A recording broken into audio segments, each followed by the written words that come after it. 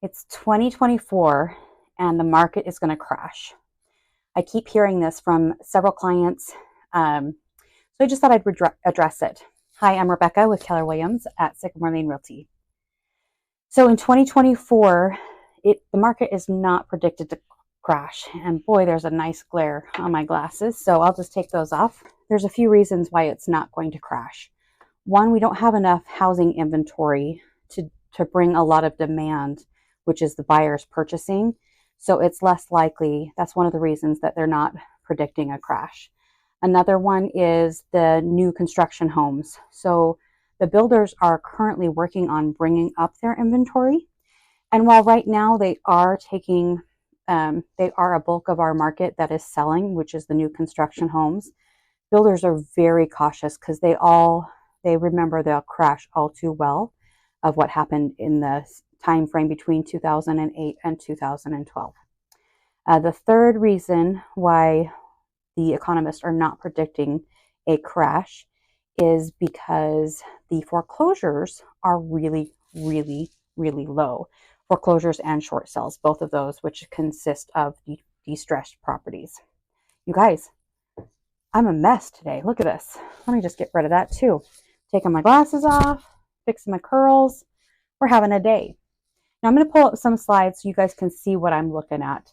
Okay, so I'm going to show you a graph, and it's the average annual inventory of home sales. Really, it's showing you what the monthly inventory exists. And this is from 1999 to 2003. And this is sourced by the National Association of Realtors. But what does this really mean? It just means that it goes to my first point, that there's just not enough inventory. So this means that there's not enough available homes for sale, and there's a lot of buyers still looking to buy a home. So we just won't have a repeat like we did in 2008. The second point, this visual that I'm showing you now, is that builders aren't overbuilding. In fact, they're trying to catch up. For a long time, we've had just such low inventory, and it essentially came to a halt during 2020 and 2021 when the supplies were not able to get to the builders. There was not a lot of homes being built at that time. So really they're just catching up. And like I mentioned before, builders remember all too well what happened in the 2008 period when the markets crashed and they were left with spec homes. They were left with spec homes and standing inventory, and they themselves also had to foreclose or short sell those properties. So they're not going to be doing that. And the third reason that I mentioned, this is the next graph, is that the filings of foreclosures are still extremely low. There's a couple of different things of why this is happening, is because we had the forbearance and the memorandum that stopped homes from foreclosing, plus there was a lot of forbearances. And on the graph, you're going to see that period in the black bars, and that's when homes were not allowed to foreclose. The government put a memorandum out there for us. Now, what does this really mean for you? Inventory levels just aren't where they need to be in order for prices to drop significantly, meaning the market will crash. So there's a couple of really smart people out there, and I'm just going to tell you what they say. A really high home price continue trending upward. You may be concerned that we're in a bubble and ready to pop. However, the likelihood of a housing market crash or a rapid drop in unsustainable high home prices due to slowing demand just remains relatively low for 2024. So Mark Fleming, the chief economist at First American, points to the law of supply and demand. And this is what I was mentioning in the number one reason that I don't think that the market is going to crash in 2024. There's just generally not enough supply. There's more people than housing inventory.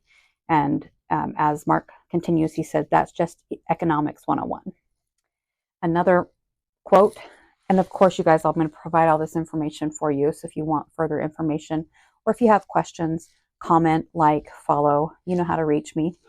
But Lawrence Yen, the chief economist at the National Association of Realtors, he says, we will not have a repeat of the 2008 to 2012 housing market crash. There is just no risky subprime mortgages that could implode, nor is the combination of massive oversupply and we don't have the overpriced home problem. So bottom line, market just doesn't have enough available homes for a repeat of 2008 to 2012 market crash when we were in the housing crisis. And there's nothing that suggests that there will be a change anytime soon. So that's why the housing experts and inventory experts and the data shows us that there's just not a crash on the horizon. You guys, this is a lot of information. So again, please reach out to me. Let me know what questions you have. I'd love to see what your thoughts are on the housing market. I will say housing does remain unaffordable for first-time home buyers or people trying to get back into the housing market. That's undeniably true. It is a more difficult market than it was a few years ago, back in 2020, 2021, 2022. This is a very different market than we've seen. And so there's lots of questions and lots of uncomfortable conversations being had around the world. And I'm having a lot of those same conversations. So please reach out to me. Would love to help answer your questions. And it doesn't have to be, it can just be a question and answer sessions, a Q&A. And I'd be happy to help you with any of your questions. If you know of anybody that has questions that I can reach out to, please let me know. Thanks, everybody. Have a great night.